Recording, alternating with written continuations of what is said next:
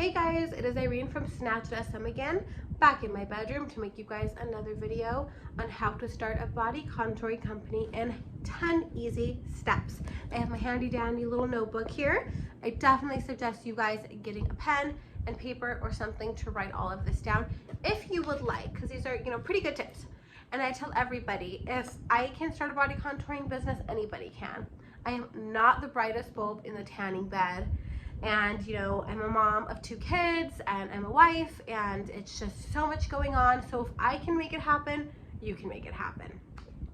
Again, I'm not some giant global company, but I've done pretty well in a short amount of time and would love to get these little tips wrapped up in a bow to give to you guys to make your life easier.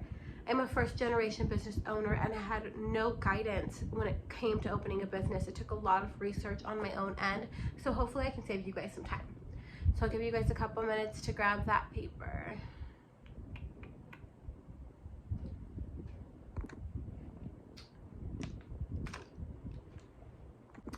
Okay guys, step 1 is to choose a course. Now, I definitely recommend either just Googling or Instagramming courses in your area. Keep in mind there are tons of different courses. They do have courses that are online only. I've even seen a couple which are like strictly almost a PowerPoint presentation, just all the ins and outs of body contouring. However, I don't personally recommend those just because there's no hands-on training. I don't understand how somebody can do body contouring, without the hands-on training portion, because there are certain techniques you have to abide by. But that's just me. I am in Apoma, California at Snatched SM. I do offer in-person trainings, so you guys can definitely check that out on my Instagram. But I definitely would recommend a hands-on training in your area so you guys can get a feel for the client, and it just works better that way. Maybe it's just with me because I'm a hands-on learner, but finding a class that's right for you is imperative. You have to understand how you learn, and you've been alive for a while, so you know how you learn as a person, and find something that kind of adheres to that, okay? Something you're comfortable with. So once you find your class, you are going to choose a business name. Now, I recommend it being something unique and catchy, something easy to spell, because I can't spell myself. I'm not a really great speller, if that's even a word, but something easy to spell, easy for people to remember. They see it on a logo, they see it on Instagram real fast. They can go back and they can think back like, oh, what was that name again? Oh yeah, it was this, because it stood out, because it's easy to spell. And also you want it to go with what you're doing. You want it to go with body contouring. I chose Snatched SM because, as many of you know, snatch is a new kind of Urban Dictionary term for tight and waist, tight waist. And then SM because I first started this company in Santa Maria. I was raised in Santa Maria, and it's my way of representing the little town that I'm from. So Snatched SM is the name. Definitely recommend picking something out that represents you as well, okay? Step 3 is decide why you're doing this. Decide your why. I know you've probably heard this 1,000,001 times. Decide, are you in it just for the money? Are you in it to really just help women feel confident? Why do you want to start this business? Starting a business is no easy task. It is not for the weak, but it is worth it. You have to sit down, think to yourself, why do I want to do this business? For me, it was because I do love making women feel confident. I'm a total girl's girl. I'm the type of girl who just compliments girls at the Starbucks drive-thru just to kind of make their day. I'm a huge woman empowerment, blah, blah, blah. So I really wanted to make women feel confident, especially girls like me whose body have changed over time with bearing children. We all just want to feel confident. We all just want to feel beautiful. And I came across this service and I loved it for myself. And in my tiny little town of Santa Maria at the time, there was only like 1 or 2 other people doing it. So I thought, what the hey? Luckily now it's blown up, but that's totally fine because there's more than enough bodies to go around. So choose your why, choose what you're going to stand for is number 3. Number 4 is location. You have to think about where you are going to work out of. Now, when I first got started, the first month I was in business, I worked out of my garage. Yeah, We completely converted my 1-car garage into the house my husband and I just purchased, converted it into a studio. I hid the ugly garage door, I put in carpet, clean and painted the walls. I put this pretty little backdrop over the garage door so when girls walked in, they didn't see it was a garage, and made it as cute as humanly possible.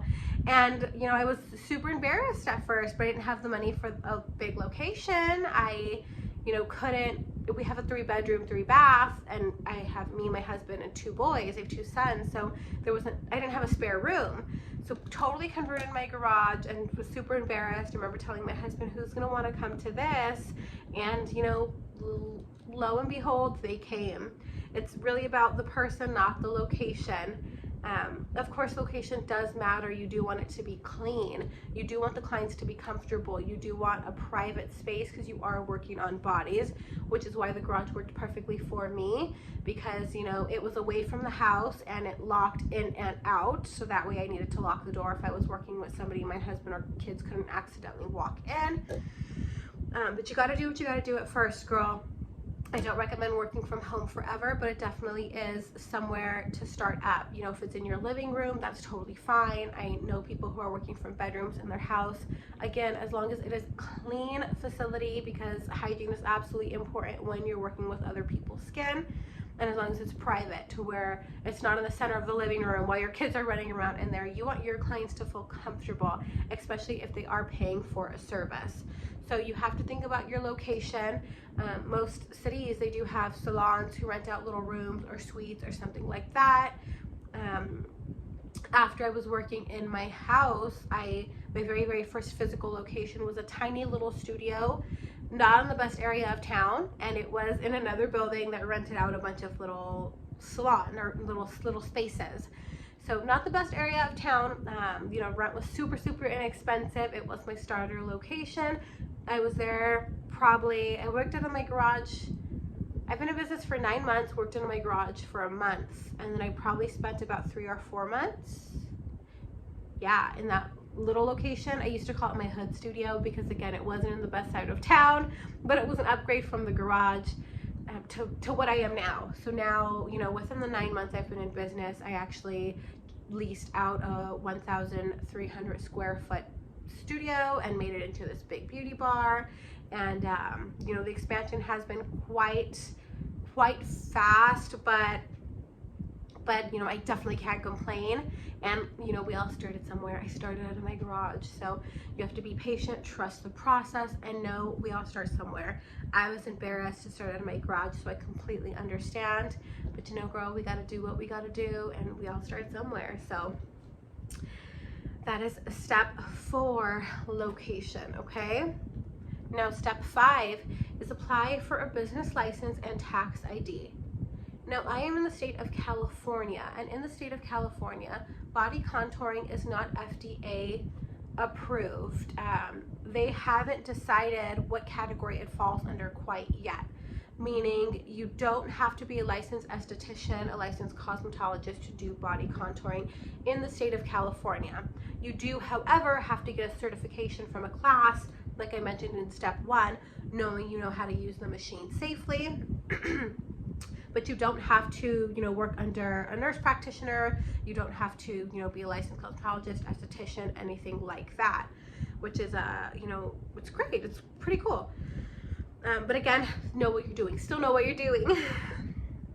So you apply for a business license. I would recommend doing research in your county. I do have an actual ebook that is, I did create how to start a body contouring business. It goes a little more in depth than what I'm saying right now. It even has a bunch of county links for business licenses for a bunch of counties within the state of California. I made it really easy for you guys. If you want to check out that ebook or purchase that ebook, I'm sorry, the link is going to be below. And then for the tax ID number, so you know, the county that I'm in, I just need a business license and a tax ID number. Obviously, as a business, you need to be able to pay your taxes, and that you can get on the IRS's website. Apply for a tax ID number. The tax ID number is absolutely free, but the business license, for me, it was $43. I think it ranges from county to city, but those are definitely the 2 things you need. Now again, depending on what city and state you are in, I would recommend calling the Board of Barbering of Cosmetology, you know, calling the big guys to make sure you don't need to be working under a nurse practitioner. You know, make sure your state does allow body contouring. So applying for a business license and a tax ID number is, you know, obviously imperative. There's no getting around it as a business if you want to be legal. And that's why it's step 5, because it will ask you for your address where you're doing your business. There may be a health inspection, there may not. Again, just depends on your county. Unfortunately, there's no set of guidelines, it's just the county's guidelines. So if you have any more questions about that, just comment below, or you want me to go in depth. I'll probably make another video more in depth, but Step 6 is an important one. Open a business bank account. Now, you never want your personal funds and your business funds commingling, because it's really hard to keep track of your finances that way. I was guilty of it for my first month in business, but you do want to open a separate banking business account. I use a bank called Novo, and I absolutely love them. They're specifically designed for small businesses. They issue you your own small business debit card.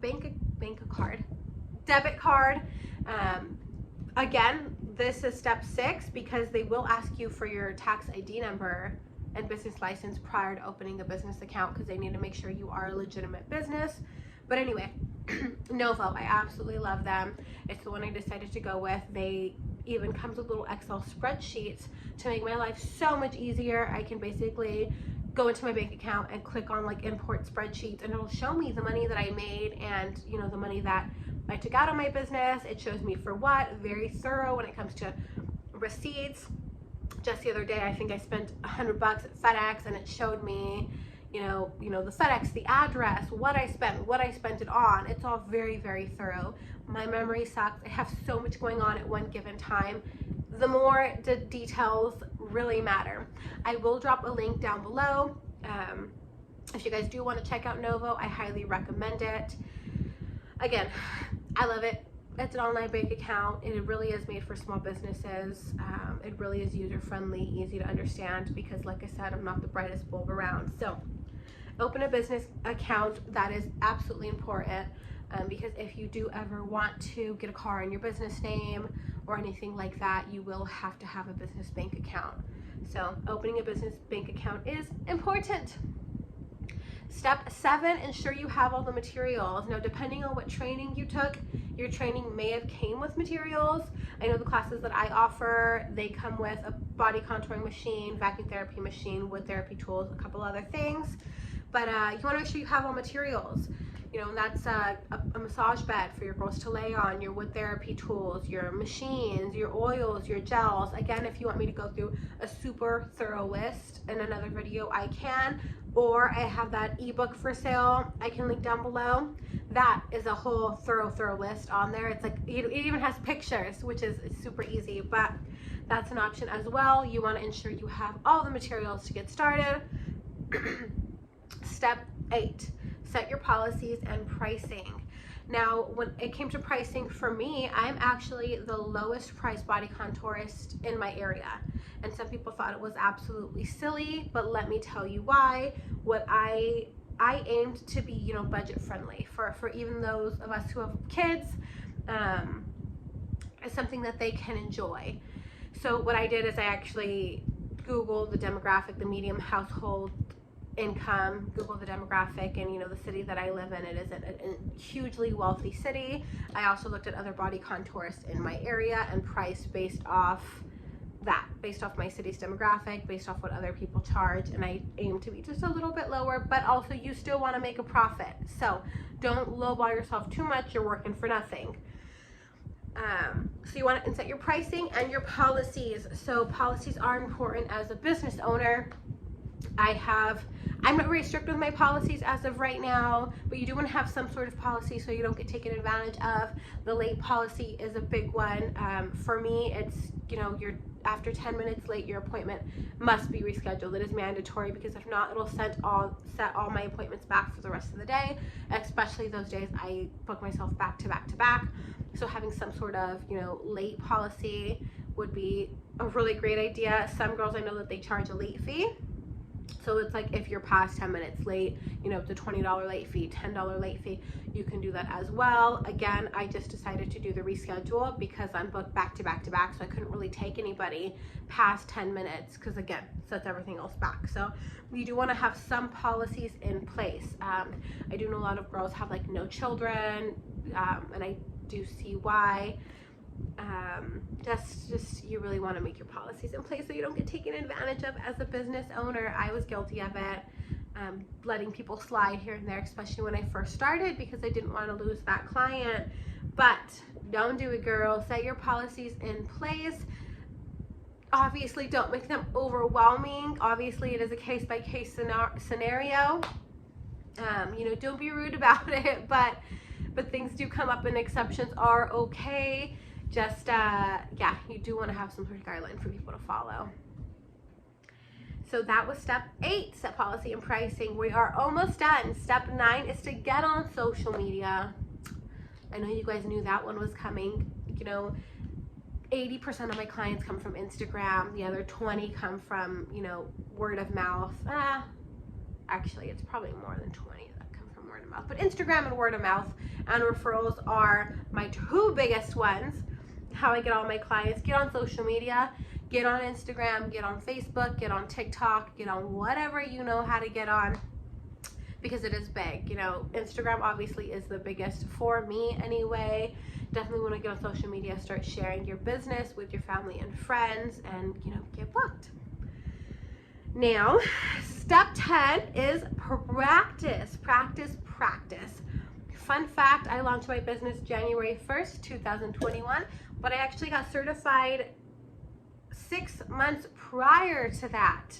It took me a solid 6 months practicing on my friends and family, and my poor husband was practicing on a lot till I fully got comfortable accepting a client, till I fully got comfortable in my technique. I saw the results, I knew what I was doing to be able to accept clients. So at that point, practice, practice, practice until you are 100% confident in your technique, and you're done. By then, you've already got certified, you've already chose a business name, you've already captured your why you've decided to start this business, your location, you have your business license, your tax ID number, so you are a legit business, you've got a business bank account, you're good to go, girl. So those are the 10 steps to opening a body contouring business. Again, if you want a more thorough explanation, I can make another video, or that ebook. That ebook is for sale on my website, which I will also link below. Also, if you want to check out Novo, I'm getting over a cold, I'm sorry. If you want to check out Novo, I will link that below as well. Amazing for small business bank accounts.